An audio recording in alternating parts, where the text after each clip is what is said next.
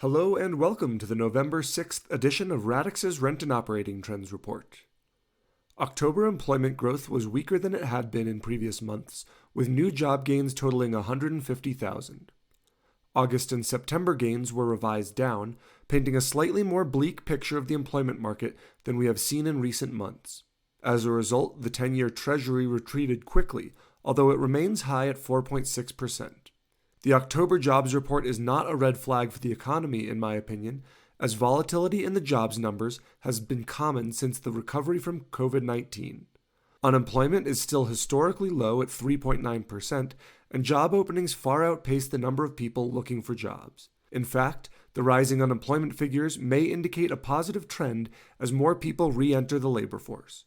Job growth is slowing overall, but we continue to add new jobs in the 150,000 to 200,000 range. Given how tight the labor market is, I view the employment market as a continued point of strength for the macroeconomy.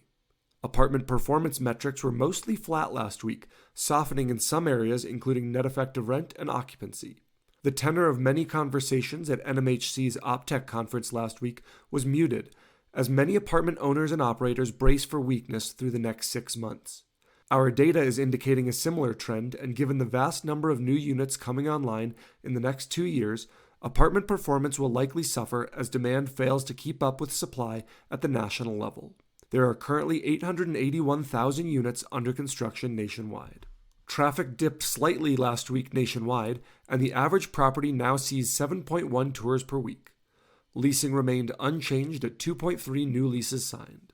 Baltimore and Denver, two of the best performing markets from a rent growth standpoint, led the weekly growth rankings for traffic. Both picked up a third of a tour per property last week. Another outperforming market, Tucson, led the nation for leasing growth. San Francisco and San Jose also saw modest growth in leasing activity, yet both Bay Area markets still trail the national average for leasing.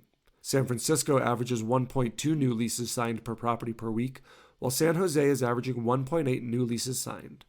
Occupancy fell another 2 basis points last week, a smaller decline than we've seen in recent weeks.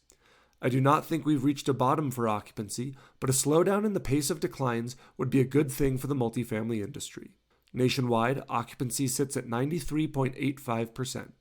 There were a number of markets who recorded occupancy increases last week, led by Salt Lake City, whose market occupancy increased 16 basis points. The growth pushed Salt Lake back above the national average for the first time in months. Utah's capital has been struggling from a rent and occupancy perspective as new supply hits the market and in-migration slowed from COVID peaks. The number of units available to rent held firm at 15 nationwide. San Jose, Austin, and Chicago lead the nation with the most units available to rent in the next 60 days. Each market averages at least 20 units available per property. Net effective rents fell 20 basis points last week, and the national average net effective rent is $1,843. On an annual basis, rent growth trends have remained intact for the past few months. The hardest hit markets, Austin, Jacksonville, and Salt Lake City, continue to fall as rent declines exceed 6%. The best performing markets, tertiary markets in the Southwest and Northern Gateway markets, continue to improve. Tucson and Albuquerque maintain rent growth above 3%, while Chicago, Boston, and Washington, D.C. have seen rents rise 2.4% or more in the past 12 months. Despite the long-term struggles, Salt Lake City may be showing signs of recovery.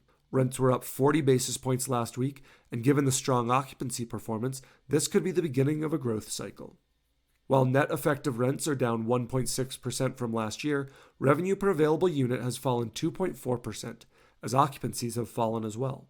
Austin trails all markets, with RevPAR declining 8.2% in the past 12 months. With rent and occupancy rising, it is no surprise Salt Lake City topped our weekly RevPAR rankings. Miami also posted strong RevPAR performance last week, with revenue per available unit growing 20 basis points. Thank you for listening to this week's edition of Radix's Rent and Operating Trends Report. On behalf of Radix Research, I'm Chris Nebenzal.